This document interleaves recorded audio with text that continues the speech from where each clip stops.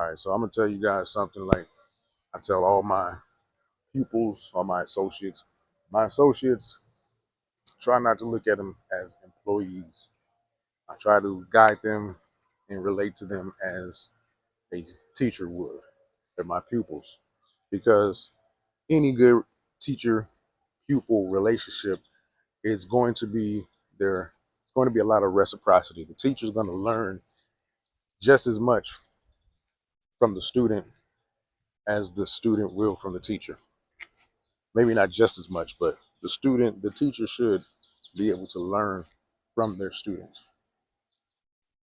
And why I say that is because especially with some of my associates, they express their ambitions to uh, to move up within the company. I try to impart my wisdom. Talk about politics. Politics runs organizations. Politics is not a dirty word, like some people try to paint it, try to frame it. The word politics comes from the Greek polis, Polis, meaning the community, the city, the people, right? So politics is simply how groups make decisions, how they distribute their resources, and how they progress together in society or in an organization, right? So again, think about that. Politics is how groups make decisions, how they distribute resources, and how they move forward together. Okay, so in corporate life, we all know that there's an organization chart, right? Um, the boxes and the titles and pictures that you see on paper or digital screen that shows the hierarchy. You have to understand that there's what I call a shadow organization chart, and that's the real map of influence. That's who actually decides. A lot of times, the people who really shape the story are the people who can quietly veto without ever raising their voice or you having any knowledge of their existence sometimes. Those are the people who are on the shadow organizational chart. That's politics. Okay. Now, if you ignore that, you don't understand that, you'll always be at a disadvantage. You'll always be outmaneuvered. But if you can learn it, you can master it.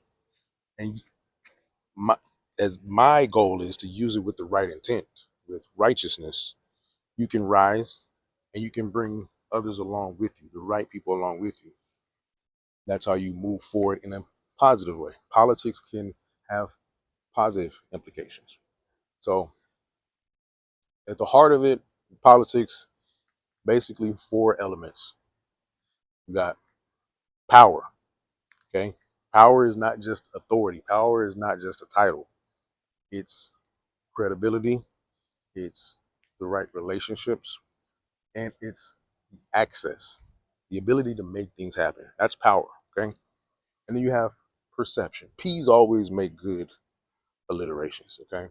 Perception, okay? That's how people see you. That's how everybody sees the story. That's how they see the brand you carry. That's perception, okay? And then one of my favorite words, positioning, placing yourself and others where they can win, okay? And then the last one, partnership, okay? Building coalitions, because the reality is no big decision rests on one person alone. That's the reality. Anything that's meaningful, impactful, is going to be a group decision, some kind of group. Now, let me be clear. I said politics is not a bad thing, but it can look shrewd. It can look ruthless from the outside. That can be the perception, and sometimes it is. But here's the difference. If your intent, I always go back to matters of the heart. If your intent is selfish, politics will eventually corrupt you. If your intent is righteous, people will disagree with you. Politics will elevate you and others around you. When you use politics well, you're not manipulating, you're mobilizing. You're not scheming, you're strategizing. You're creating wins that lift everyone, that lifts the team, not just your own title. And then in the process, you're building trust. And that is what goes beyond the the meeting room. That's what goes beyond the confines of the corporate wall. Real leaders, the ones who last, the ones who keep winning at a higher percentage than they lose, those are the ones who know, first off, that it's a game.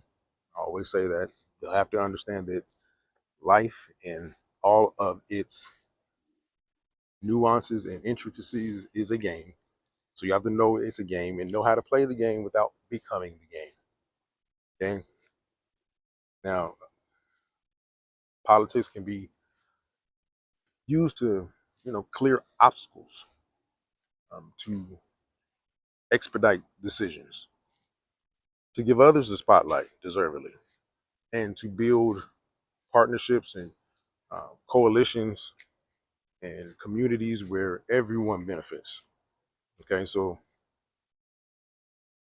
I always try to impart to, again, my associates, my students, anyone in my sphere of influence, don't run from politics. Don't sneer at it. Learn it, master it.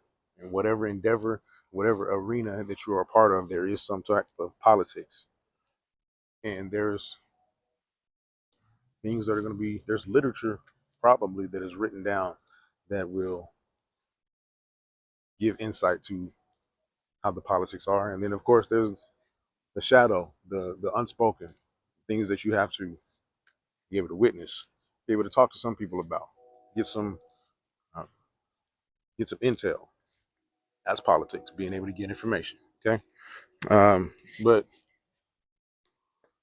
I think the most important thing is to teach this to people who have a pure intent, because the other side, they know this.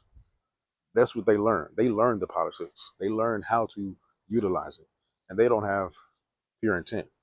I want to be a a conduit to teach it to those who have pure intent, because when your intent is clean, politics will work in your favor. It'll open doors.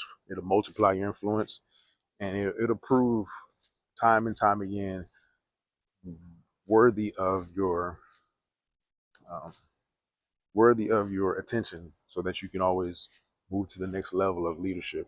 Okay, um, politics is leadership, just really in its most practical form. Okay, so that's all I have for you right now. Peace and blessings.